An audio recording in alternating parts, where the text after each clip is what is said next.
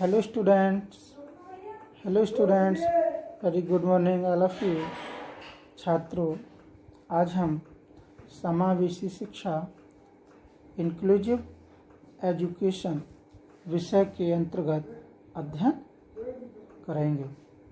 छात्रों, आज हम अध्ययन करेंगे शिक्षा के अवसरों की असमानता के कारण, cases of inequality of educational opportunities.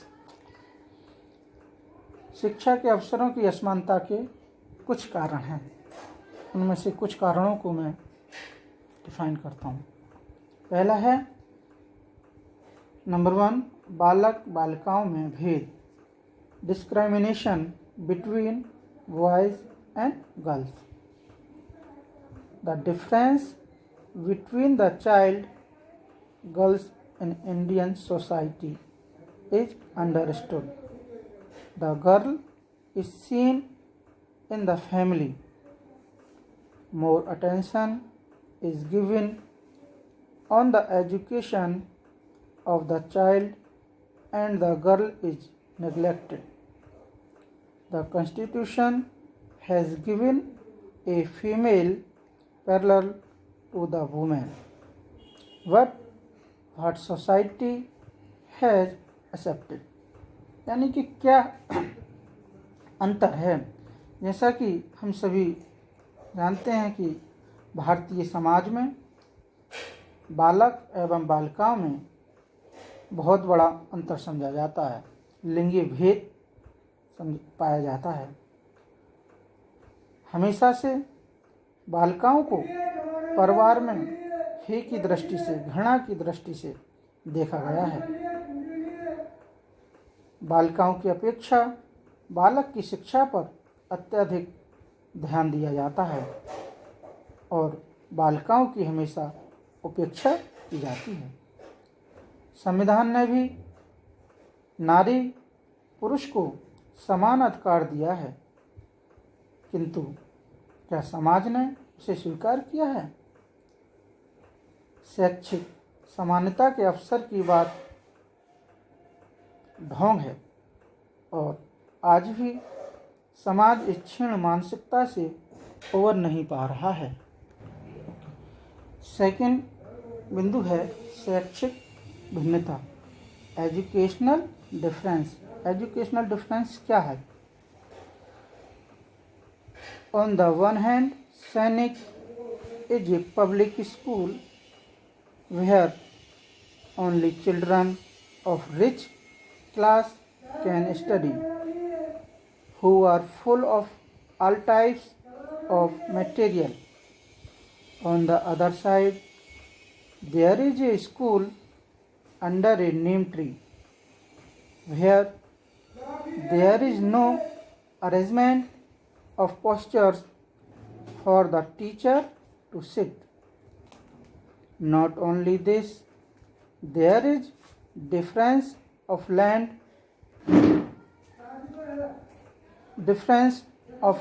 and sky in their curriculum, teaching system, etc.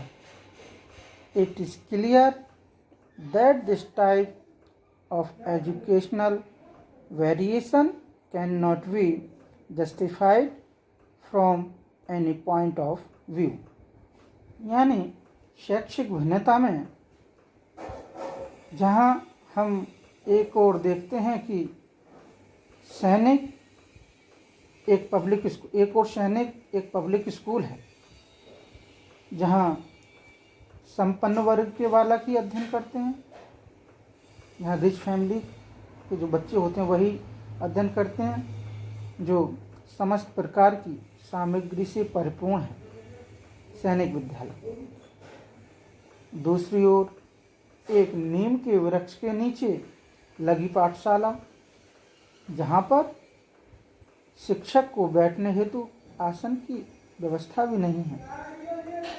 यही नहीं, इनके पाठ्यक्रम, शिक्षण व्यवस्था आदि में जमीन आसमान का अंतर है। स्पष्ट है कि इस प्रकार की शैक्षिक भिन्नता किसी भी दृष्टि से उचित नहीं ठहराई जा सकती। यह है शैक्षिक भिन्नता। ओके स्टूडेंट, नेक्स्ट पॉइंट है हमारा पारिवारिक वातावरण यानी फैमिली एटमॉस्फेयर। फैमिली एटमॉस्फेयर किस प्रकार का है भारत में? India has been a slave for centuries. The social class distinction and caste system touched the society. As a result, different social and family systems were created for each caste. At present, there is so much difference in the Indian family environment that it cannot be written in words. All kinds of educational facilities are available to the rich and affluent children. On the other hand, the whole family lives in a hut. Therefore, the matter of equal opportunity for education is a daydream. यानी कि पारिवारिक वातावरण में आप लोगों ने देखा कि भारत सदियों से गुलाम रहा है।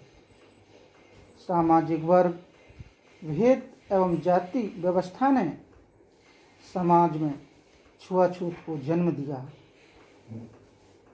इसके फलस्वरूप प्रत्येक जाति की अलग अलग सामाजिक एवं पारिवारिक व्यवस्था बनी। वर्तमान में भारतीय पारिवारिक वातावरण में इतनी भिन्नता है कि जिसे शब्दों में नहीं लिखा जा सकता। धनी एवं संपन्न वर्ग के बच्चों को समस्त प्रकार की शैक्षिक सुविधाएं उपलब्ध हैं। दूसरी ओर एक झोंपड़ी में सारा परिवार रहता है। अतः शिक्षा के समान अवसर की बात एक देवा स्वप्न है। नेक्स्ट पॉइंट है हमारा पॉवर्टी यानी निर्धनता। निर्धनता क्या है? पॉवर्टी क्या है? Most of the people of India are below the level of poverty line.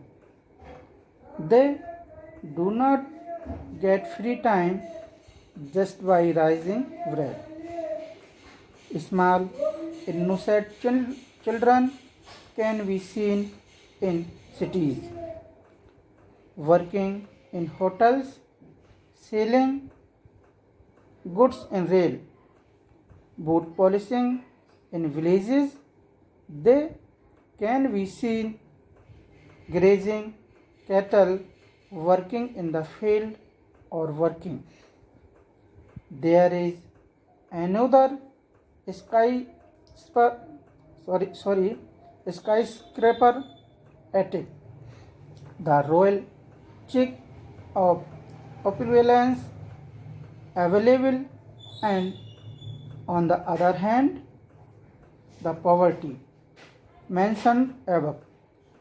How can equal opportunities of education be imagined in such circumstances? यानी ये पॉवर्टी और गरीबी या निर्धनता क्या है? निर्धनता पॉवर्टी भी शिक्षा के अवसरों में असमानता का एक महत्वपूर्ण कारण है। भारत में हम सभी जानते हैं कि अधिकांश जनता गरीबी रेखा से निचले स्तर पर जी रही है।